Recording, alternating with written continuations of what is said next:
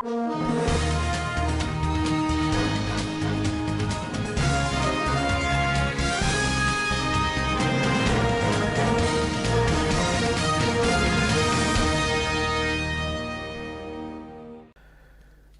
Bello Muhammad Matolle Maradun of Zamfara State backs choreographer reports award. Concerned citizens describe ceasefire deal with bandits as surface dressing. Nigeria retains 95,000 slots for pilgrims in the 2020 Hajj exercise. On business, Lagos seals 24 pharmacies, medicine stores over illegal operations. On the international scene, Saudi Arabian authorities have pledged to support Nigeria's health sector.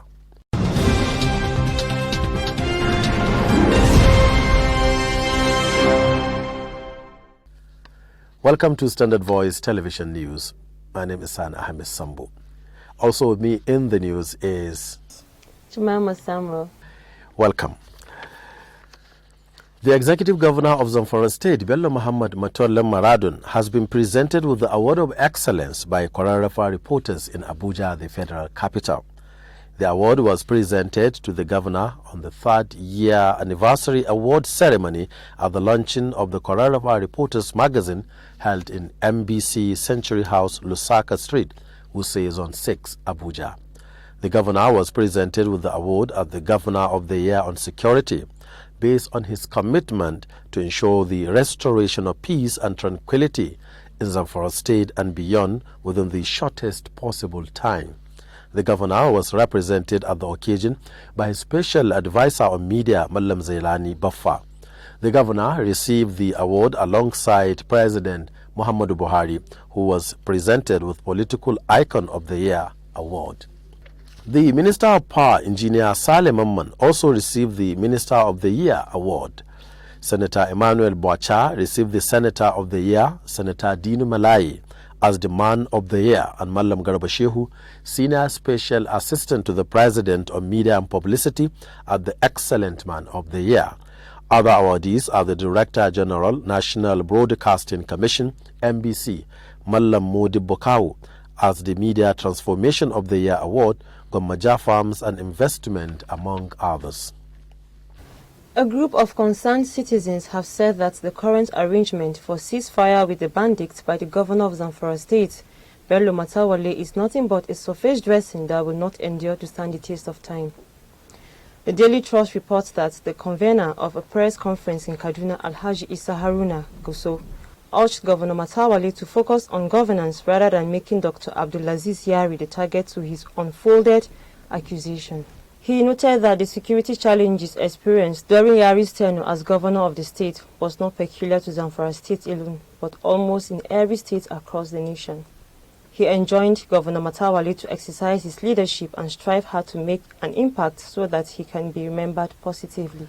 President Muhammadu Buhari has approved the composition of a new board for the Federal Inland Revenue Service, subject to the Senate confirmation.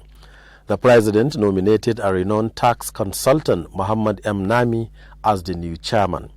The board is composed of a member representing each of the 6 geopolitical zones and statutory representative from the selected number of ministries and government agencies. Mr. Muhammad, a well-trained tax, accounting and management professional with highly rated qualifications and professional practice and licenses from relevant professional bodies, has almost 3 decades of practical working experience in auditing, tax management and advisory and management services to clients in the banking, manufacturing services and public sectors, as well as non-profit organizations. He is an expert in rendering advisory support services to investors in respect of new business startups and the management of existing businesses. He has also continuously rendered outsourced services to clients in trading, service and manufacturing sectors of the nation's economy. Muhammad Nami attended Bayero University, Kano, and Ahmadu Bello University, Zaria, where he obtained a bachelor's degree in sociology in the year 1991 and a master's degree in business in the year 2004, respectively. He is a fellow of Chartered Institute of Taxation of Nigeria, Institute of Data Recovery Practitioners of Nigeria, an associate member of Nigerian Institute of Management Chartered, and Association of National Accountants of Nigeria. He started his career with PFK in 1993 and rose to the position of a senior consultant in charge of tax management and advisory services. He is currently the managing consultant of Manam Professional Services, chartered tax practitioners and business advisors based in Kaduna, Abuja, and Niger State. Mr. Muhammad has served and is still serving on many companies, board and statutory board audit committees. He was appointed a member Presidential Committee on Audit of Recovered Stolen Assets in November 2017 by President Muhammadu Buhari. He is married with children. Chairman of FAS, Babatunde Fowler, whose terms of office expired on Monday, 9th December 2019, is expected to hand over to the most senior director of the board, who will take charge pending the Senate confirmation of the new board. The federal government has enrolled over 39,160 university lecturers in 27 universities into the Integrated Personal Payroll Information System. The Director, IPPIS, in the Office of the Accountant General of the Federation, Mr. Olufehinti Olusegun, gave the figure during an exclusive interview with the newsmen. He said that over 39,160 enrollment figure for the 27 universities was what had been compiled. He said that, on the contrary to objections raised by the members of the Academic Staff Union of the universities to the IPPIS initiative, many of them had been enrolled into the platform. He said over 3,000 workers had been enrolled at the University of Benin, while University of Port Harcourt and Ahmadu Bello University had enrolled figures of about 1,900 and 3,500 workers respectively. He said that about 5,000 workers had been enrolled in the Maritime University, Nigerian Defense Academy 3,000 workers, University of Nigeria Nsukka 4,000 workers, Federal University of Agriculture Makurdi 900 workers, Federal University of Wukari 1,900 workers, and Federal University of Technology Owerri over 1,000 workers. Similarly, the IPPIS officials had enrolled 1,000 workers at the Nnamdi Azikiwe University, Alex Ekwueme University 800, Federal University of Technology Akure 600, Federal University Uyo 360, Obafemi Awolowo University 1,200, University of Lagos 2,200, and University of Abuja 850. Governor Abdullahi Umar Ganduje of Kano State has appointed the Emir of Kano, Alhaji Muhammad Sanusi II, as the chairman, Kano State Council of Chiefs. Other members of the State Council of Chiefs are all other 4 first-class emirs of Bichi, Ranu, Karaye, Alhaji Aminu Ado Bayero, Alhaji Dr. Tafida Abubakar Autambao, Alhaji Dr. Ibrahim Abubakar II, and Alhaji Ibrahim Abdul Qadir, who are automatic members of the council as enshrined in the State Emirate Council law. Also, Section 4, Subsection 2 gives other members as secretary to the state government, commissioner for local government, 5 chairmen of local government councils, 1 each from the local government council where the Emir's Palace is situated. Others, according to the section, comprises 10 kingmakers, 2 each from 5 emirates mentioned under Section 3, Subsection 1 of the law, chief imam of each emirate. Other members include a representative of business communities from each emirate to be appointed by the governor himself, as the names of Alhaji Alhat Al-Hamsat and Alhaji Awal Abdullahi are appointed by the governor as 2 of them. The law also stipulates that as members of the State Council of Chiefs will include a representative of the security agencies, the police, the security services, and civil defense corps. No fewer than 981 teachers in Kogi State on Saturday sat for professional qualification exams conducted by the Teachers Registration Council of Nigeria, TRCN. The news agency of Nigeria, NAN, reports that examination will qualify the participants for certificates as professional teachers. The Kogi State Commissioner for Education, Science and Technology, Mrs. Rosemary Osikoya, after monitoring the conduct of the examination at Yamba International Science Academy, Lokoja, told journalists that the turnout by teachers was impressive. According to her, The state government has done public sensitization on the need for teachers to meet the minimum standard that had been set by the TRCN. She said that the turnout showed that everybody was aware of the December 2019 deadline set by the TRCN for teachers to be professionally qualified. She noted that the number of teachers who registered between 2018 and 2019 for the examinations had increased tremendously, assuring that the government would continue to give necessary support to teachers in the state. The National Hajj Commission of Nigeria, NAHCON, said on Saturday that it had retained its 95,000 slots for the intending pilgrims for the 2020 Hajj exercise. NAHCON made the disclosure in a statement made available to newsmen by its heads of public affairs, Fatima Usara, in Abuja, the federal capital. Usara said the agreement, which was reached during the signing of a memorandum of understanding between Nigeria's Minister of State for Foreign Affairs, Zubairu Dada, and Saudi Arabian Minister, Hajj and Umrah Affairs, Saleh Benton. She said that the MOU was signed on December 5th, preparatory to the 2020 Hajj exercise. Ambassador Dada had conveyed President Muhammadu Buhari's gratitude to King Salman bin Abdul Aziz and Saudi Arabian authorities for compensating families of 5 dead and 6 injured Nigerians in the 2015 crane crash accident in Mecca, Saudi Arabia. He expressed the president's gratitude for the hospitality and support being enjoyed by Nigerian pilgrims in Saudi Arabia. She also quoted the minister as further conveying the president's request to Saudi Arabian authorities to assist NAHCON in every way possible and to support its regulatory role in terms of pilgrims' airlift to the Kingdom of Saudi Arabia. The representative of the acting chairman of NAHCON, who is the acting commissioner of operations, Abdullahi Salih, expressed appreciation to the Ministry of Hajj and Umrah Affairs for their continued support and cooperation with the Nigerian authorities. Speaker of the Lagos State House of Assembly, Mudashiru Obasa, says the House will not repeal the state pension law, permitting former governors and other public office holders to receive huge pension from state coffers. Chairman House Committee on Information and Strategy, Mr. Tunde Bramo, told the News Agency of Nigeria on Sunday that Lagos Assembly will not repeal the pension law for its former governors. News Agency of Nigeria, NAN, recalls the Federal High Court in Lagos and ordered the federal government to recover pension collected by former governors now serving as ministers and members of National House of Assembly.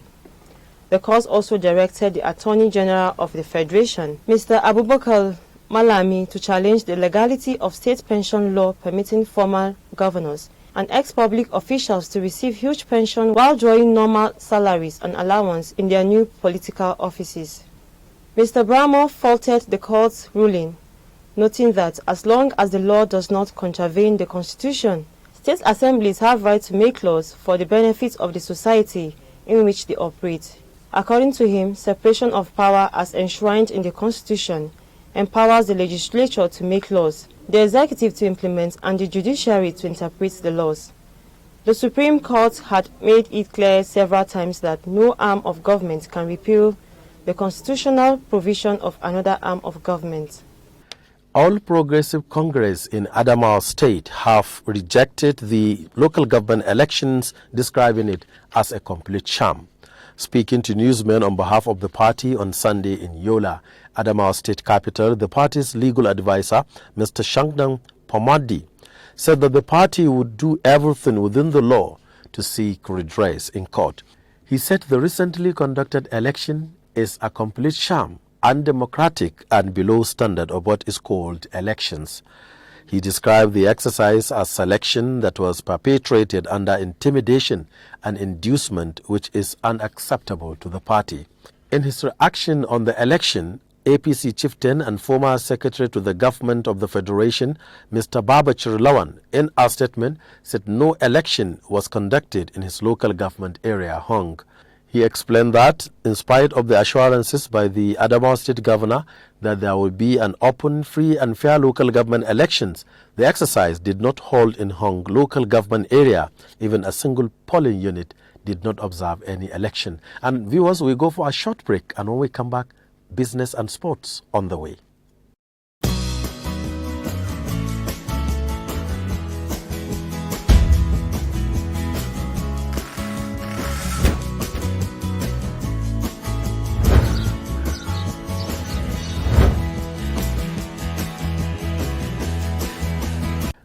Welcome back. And for sports news, we link you up with our sports studios where Sufyanu Abubakar is standing by. Sufyanu, if you are ready, you are on.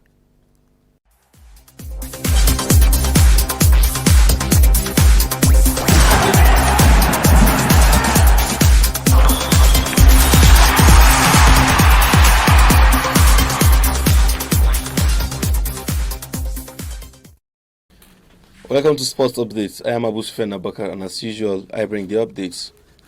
Anthony Joshua has revealed his desire to defend his world heavyweight title belts one day in Nigeria following his rematch win over Ruiz Jr. in Saudi Arabia on Saturday night.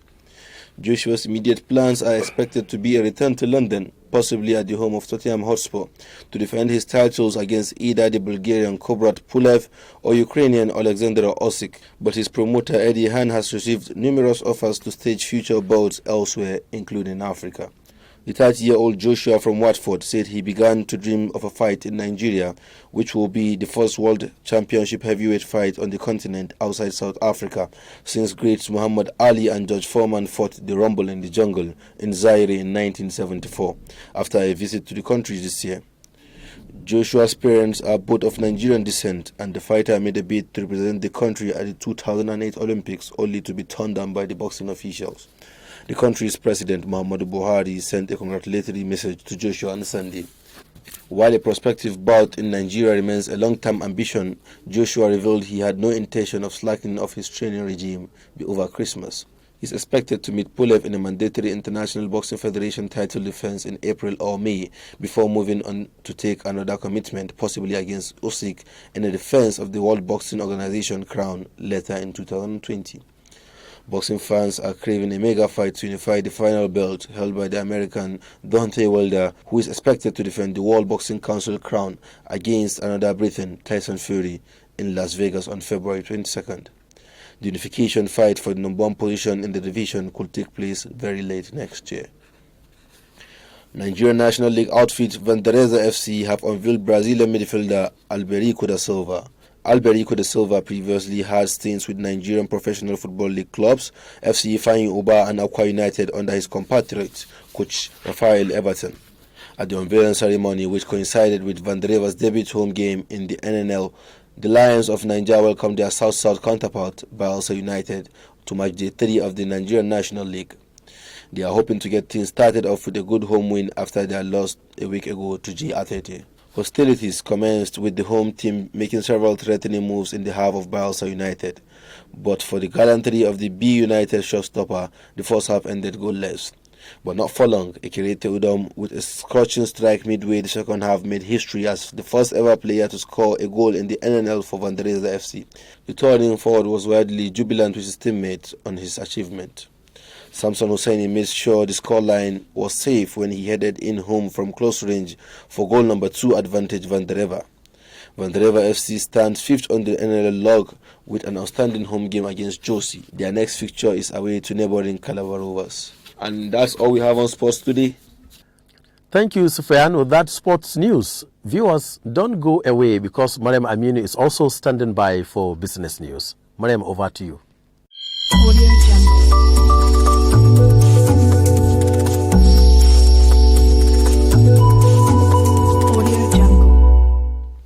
Thank you, Sani. Once again, I am Mariam Aminu with the business update. The Lagos State government says it has sealed 24 pharmacies and pattern medicine stores